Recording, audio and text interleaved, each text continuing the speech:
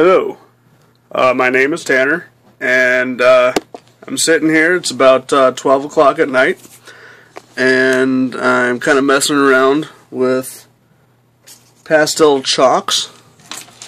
I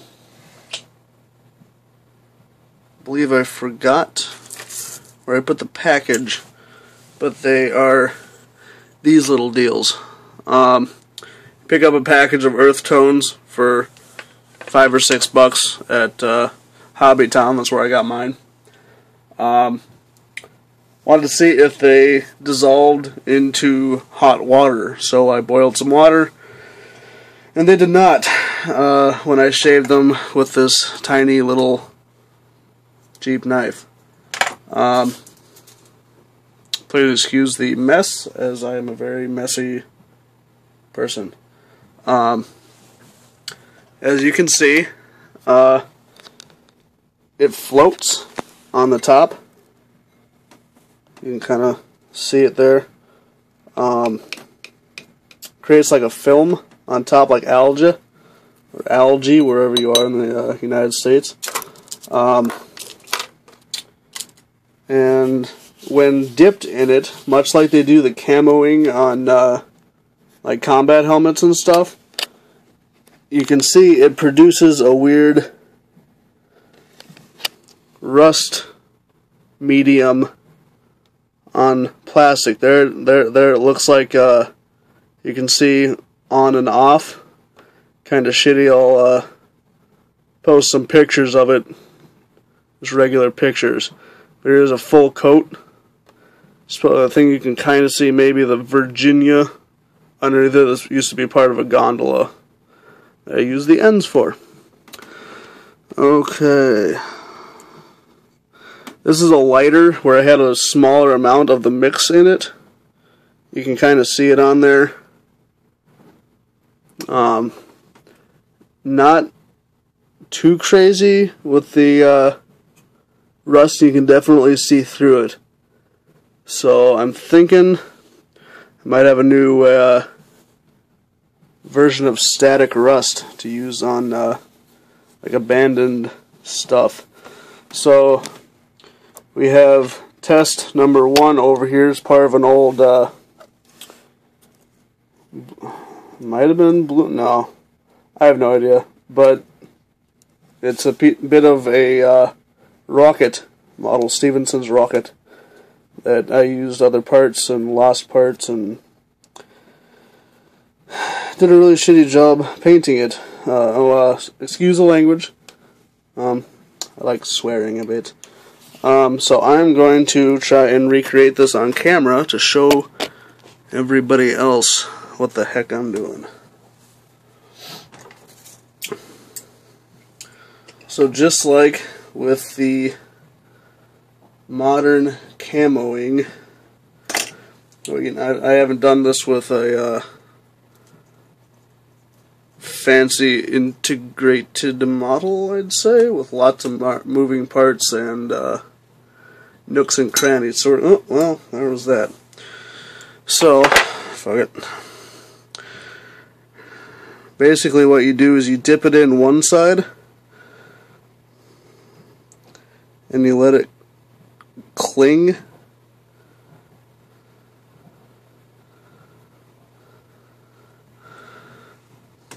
That's a very heavy rust. We're going to try and get that front spokes in there. That's a bit too much, I think. You can definitely always go back and unapply by shaking it a little bit and then reapply.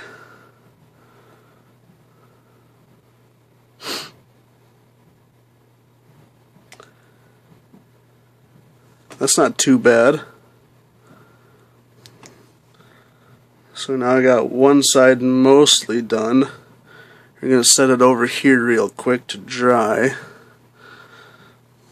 Let's see, there's that. Let's see if we can make some more here real quick. Let's go for some light.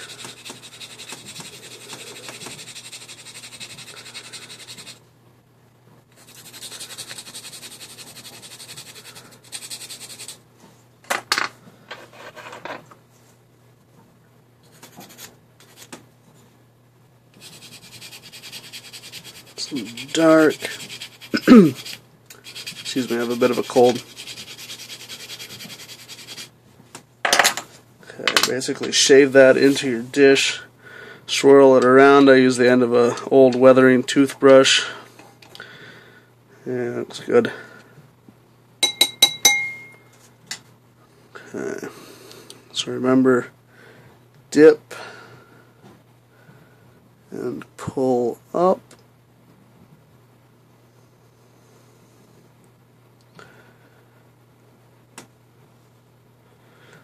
I'm trying for the front and bottom of the driver axle.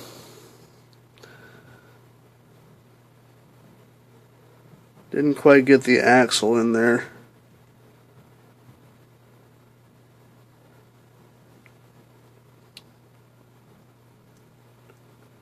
Huh.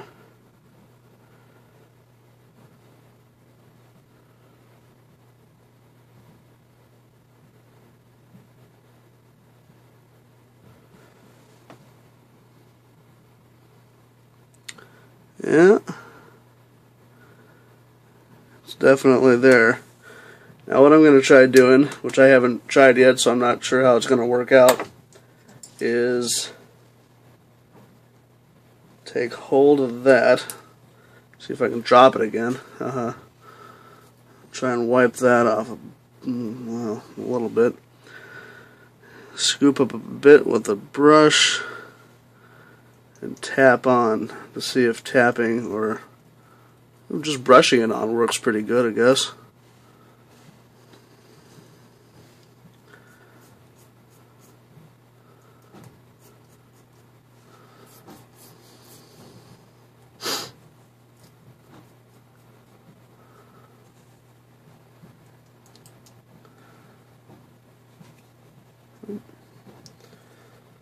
Not the best pliers.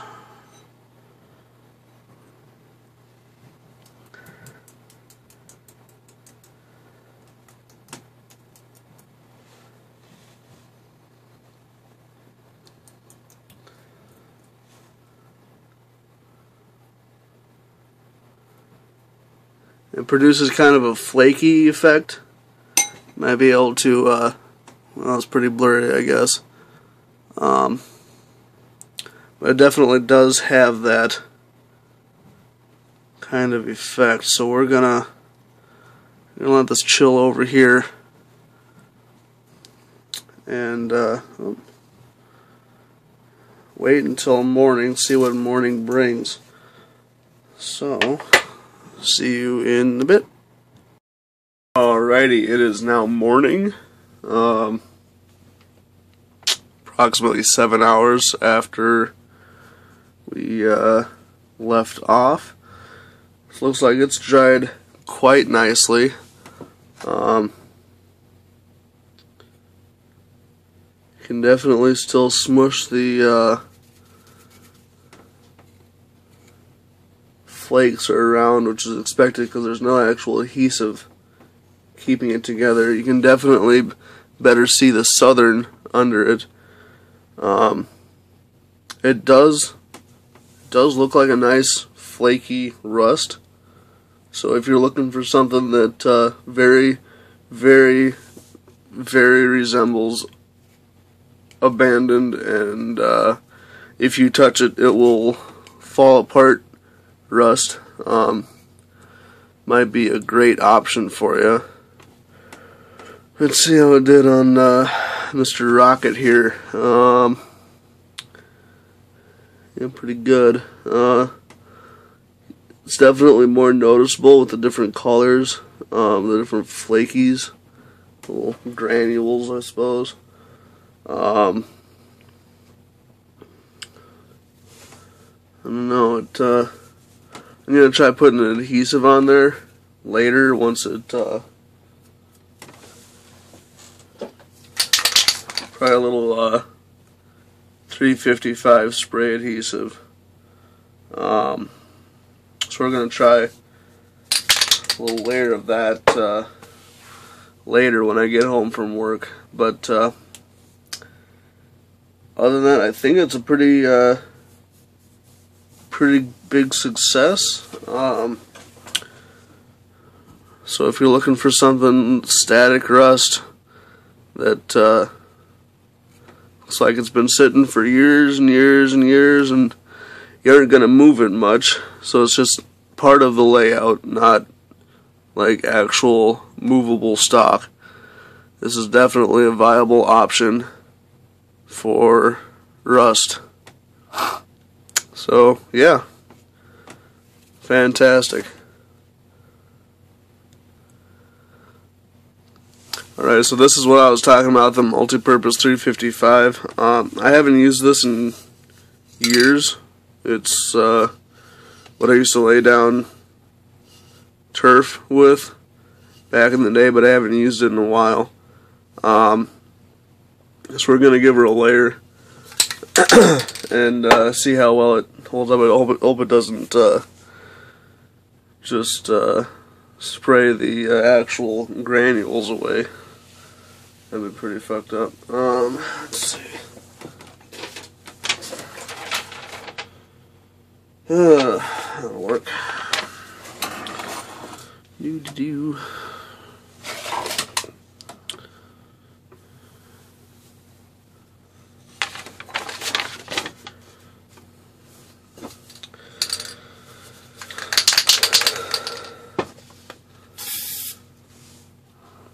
Okay. It might work. Let's try this out.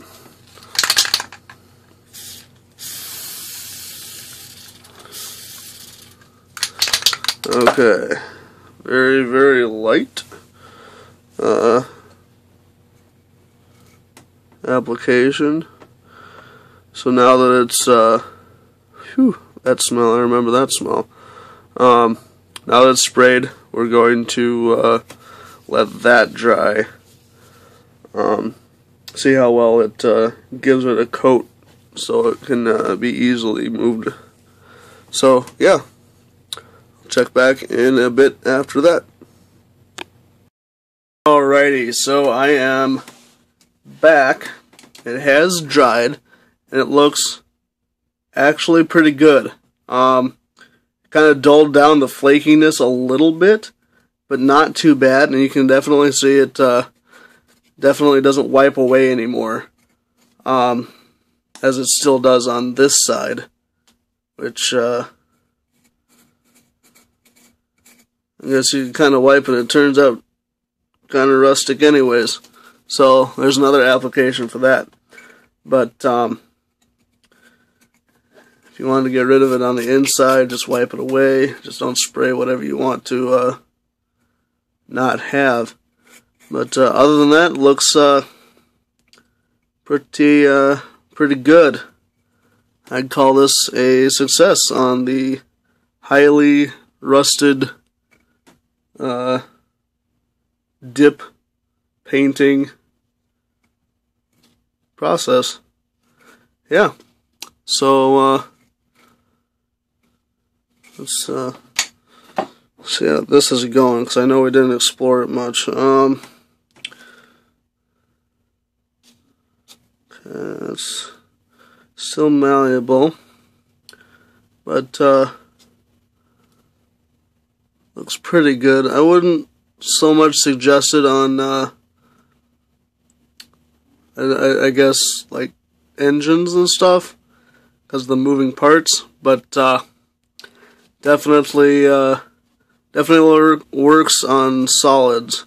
So I'm probably going to try this on maybe a couple full gondolas, or maybe a box car or something, maybe a tank car, I don't know. So thanks for watching, and this was Tanner Experiments in Paint Chips and Water.